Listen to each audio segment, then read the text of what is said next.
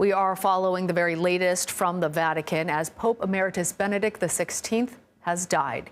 He was 95 years old.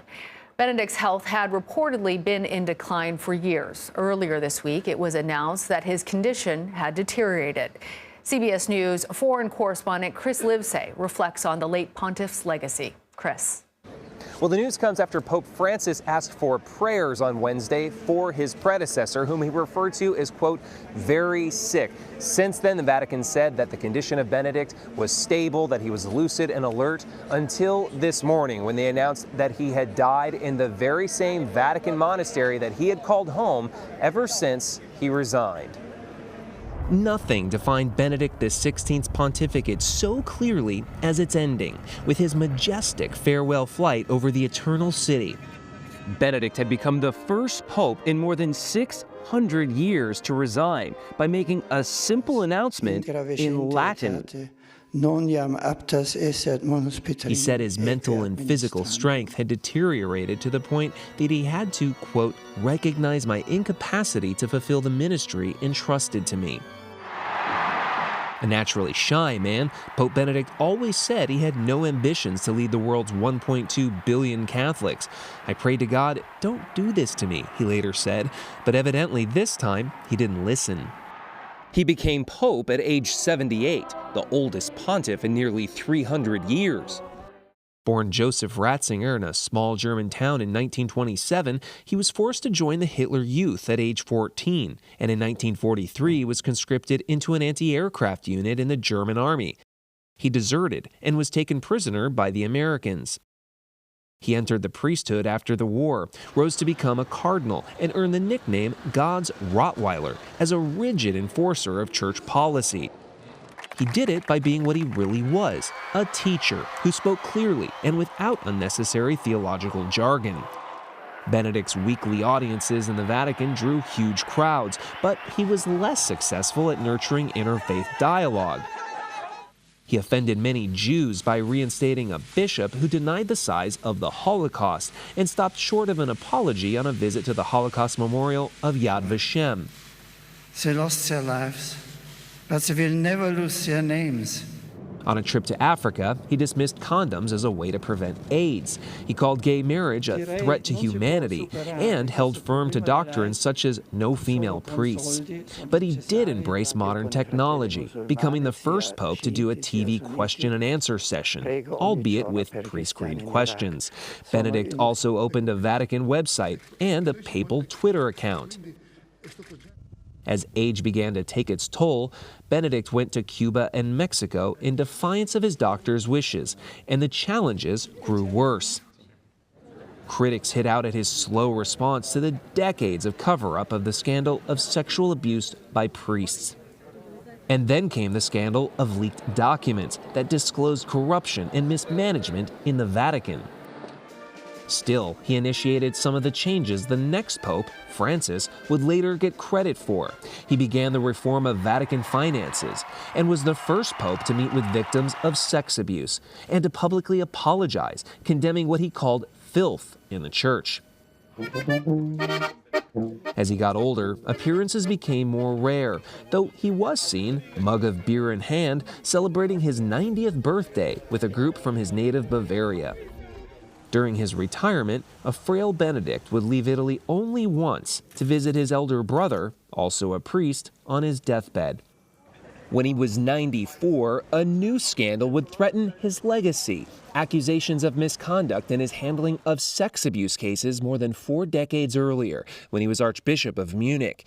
Benedict's lawyers denied any cover-up, and Benedict asked for forgiveness for any mistakes, adding, "Quite soon I will find myself before the final judge of my life."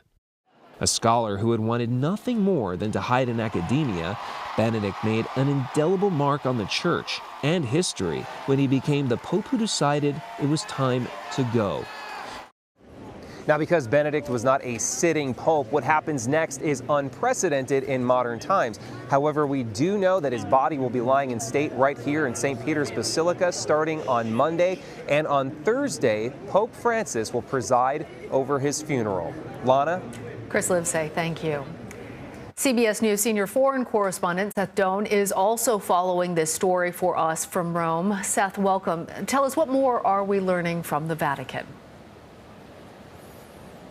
Well, as Chris mentioned, this is unprecedented in modern times, certainly for a pope to retire and then to bury a retired pope. So while there are great long traditions, much known about the traditions of burying a sitting pope, less is known about burying a retired one. So we are hearing little bits and pieces come out. Early this morning, the Vatican simply said that with sorrow they announced his death, and then we learned that his body will be lying in state. Benedict's body will be lying in St. Peter's Basilica behind me here from Monday, and we do expect the Pope to preside over his funeral and Mass on Thursday. We are starting to hear also from the Pope himself. He spoke tonight at a pre-planned homily that is every New Year's Eve, and he praised the former Pope, calling him a kind man and a gift to the Church and a gift to the world.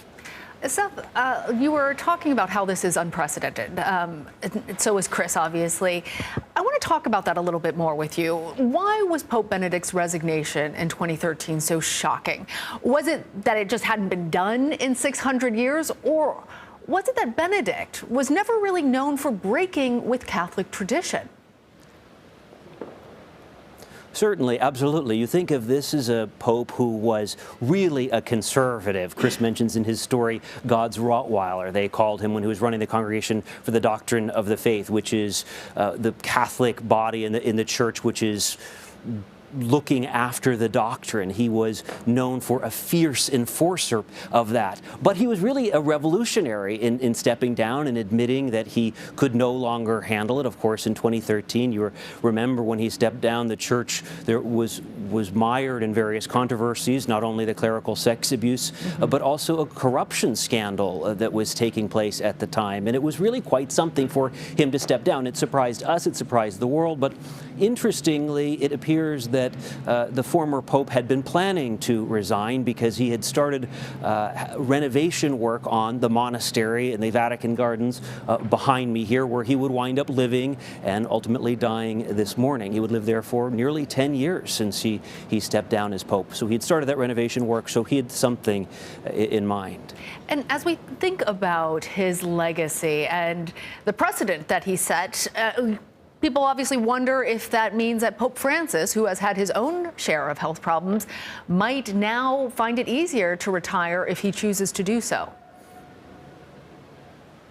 Absolutely. We have heard from Pope Francis that he says that he has penned his resignation letter. That is not a big surprise. You often hear popes saying they don't want to be pope. We heard that from Ratzinger.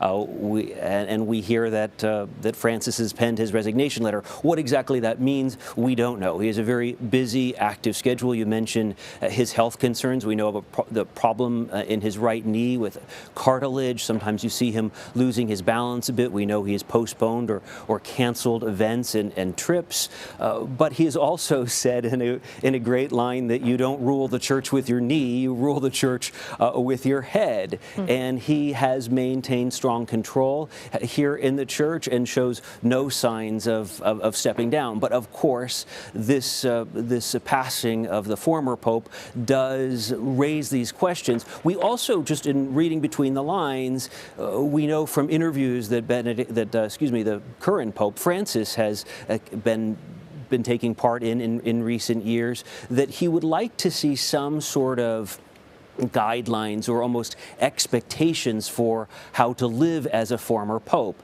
It's interesting. Benedict, of course, was a real conservative.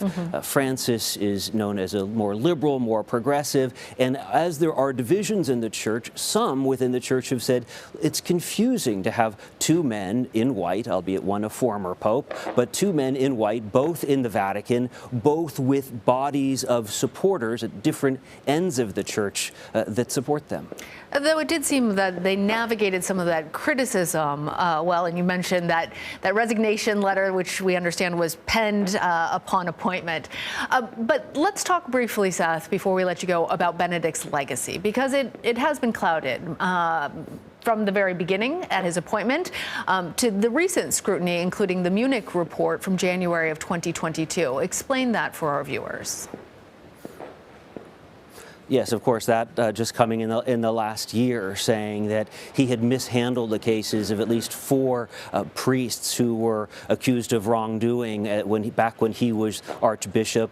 They had said that he was innocent, and as you heard in Chris's piece, he says that he's ultimately facing the final judgment after passing away. But yes, he was part of that church investigation that just came out in the last year. And he stepped down amid controversy. He was the first to step out and meet with abuse victims and apologize for that filth in the church, what he called the clerical sex abuse scandals. But just today we heard from victims' rights groups who were saying, look, Benedict stepped down and he left abusers in power, and more should have been done. So he does have a mixed record, depending on how you look at him. But I was actually doing an interview here when we got news that he passed away, and I was speaking with a father, a priest, an American priest, Mark Lewis, and he was saying what he leaves behind, what Benedict leaves behind, is this legacy of a thoughtful, of a scholar. He was known as a pianist who loved Mozart music. He wrote books as Pope, wrote and published books as Pope, a theologian, and really an academic. So he leaves with a real record and with a desire to move the church in a certain direction. All right, Seth Doane, thank you.